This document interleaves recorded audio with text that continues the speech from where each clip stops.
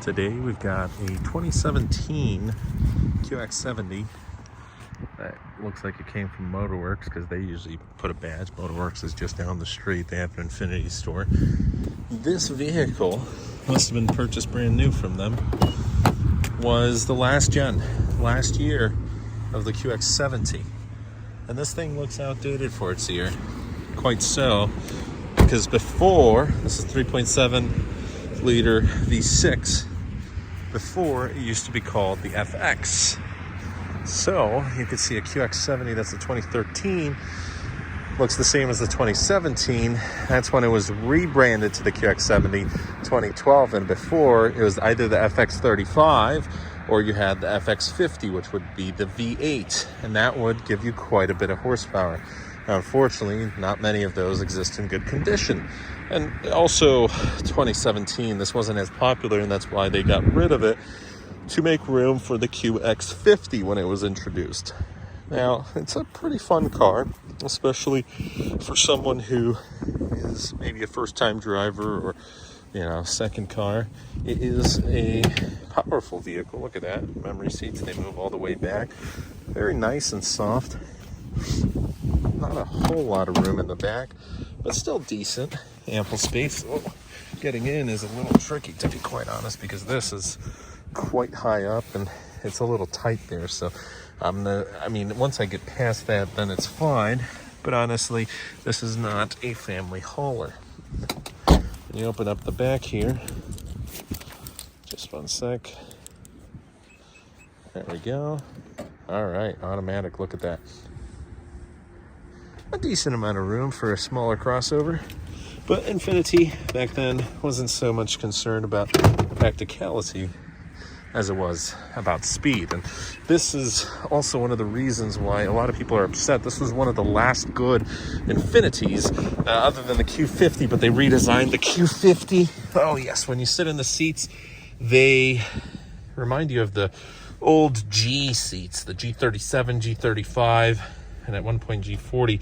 Unfortunately, it seems like that's it. It doesn't go back further. I think this seat may be broken, to be honest, because this sure seems a little too tight.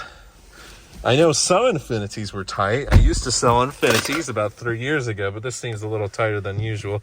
Let's start her up. Okay. A little bit of a whine. Now it's got 140,500 miles. Yeah, for whatever reason, the seat doesn't want to go back or down.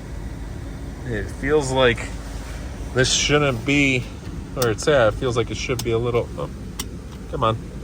feels like it should be a little lower, but that's fine. The old dash, my dad had an Infiniti G35, so that is, it brings some nostalgia back. And then he actually switched for a Volvo S60. Hey, look at that. Volvo doesn't have a sunglass holder. Right?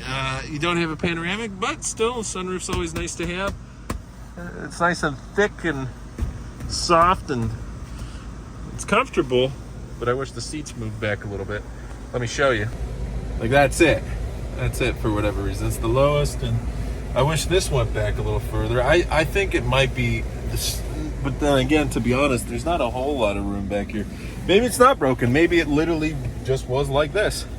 Maybe I remember it a little differently. All right, we got our little ashtray there. We got heated seats. Do we have snow mode? The old navigation system, the radio. I always liked the old clocks there. That was kind of cool.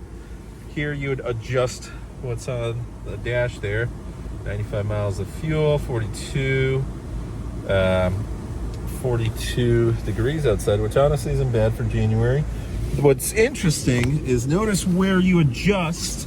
There's nothing here like Volvo. Notice where you adjust the mirrors, and you would have to do like so. And the mirrors are quite large, and that's pretty cool. But it is kind of hidden there. And now we're gonna adjust that. There we go.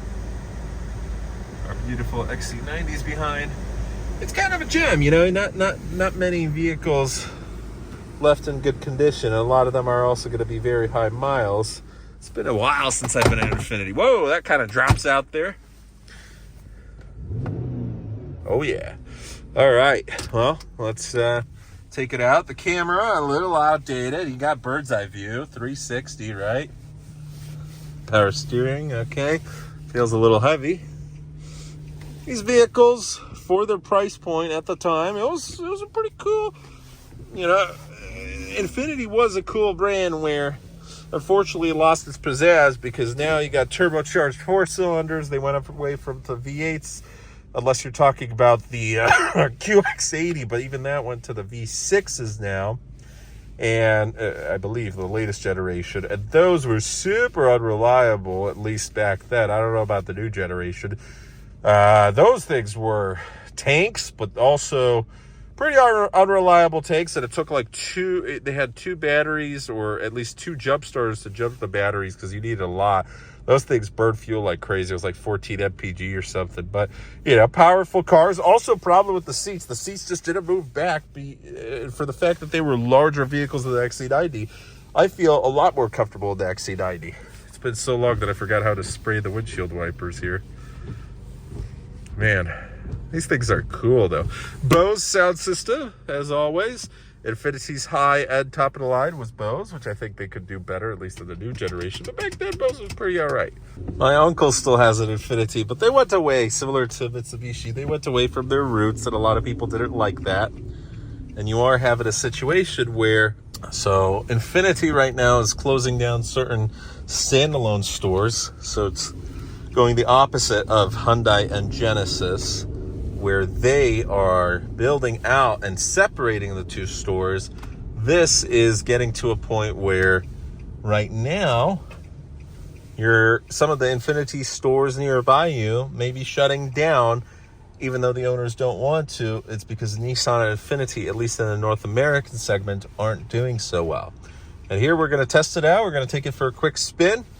You know, the old glory of the Infiniti days. And Infiniti and Nissan is going to be fun, maybe on the global scale. I just think their new developments came a little too...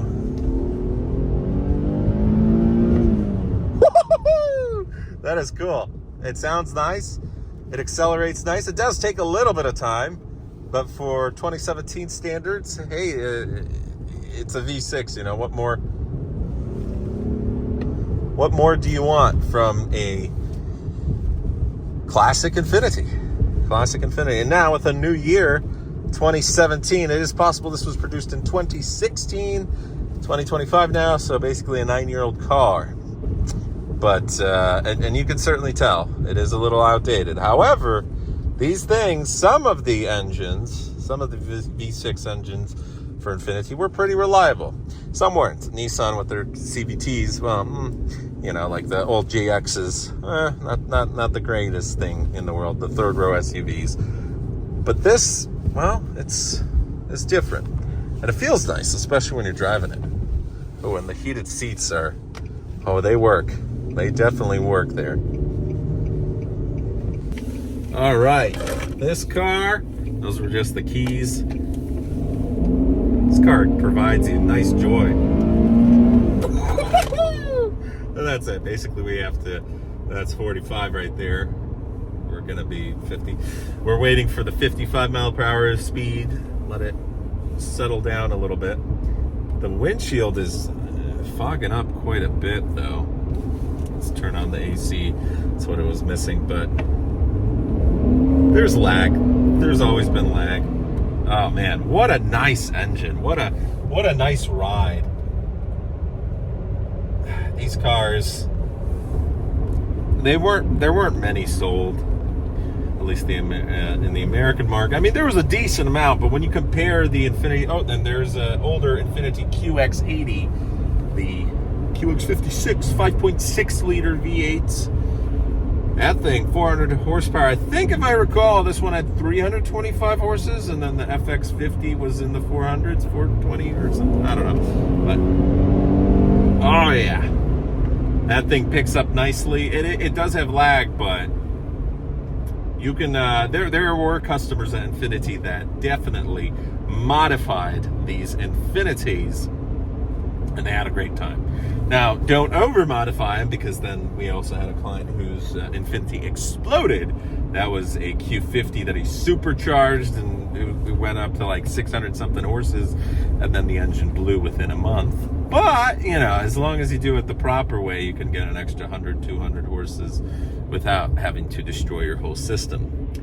It's not the quietest car in the world in terms of, you know, road noise as well, even without the engine. But that's not what was important about Infiniti. Infiniti was for the average person who, at least in America, you had a Nissan and now you want an upgrade. And your next choice is going to be obviously the Infiniti. It's going to be faster, it's going to be more aggressive, it's going to be more luxurious. And at the time, 20 years ago, Infiniti did have some pretty crazy, groundbreaking stuff.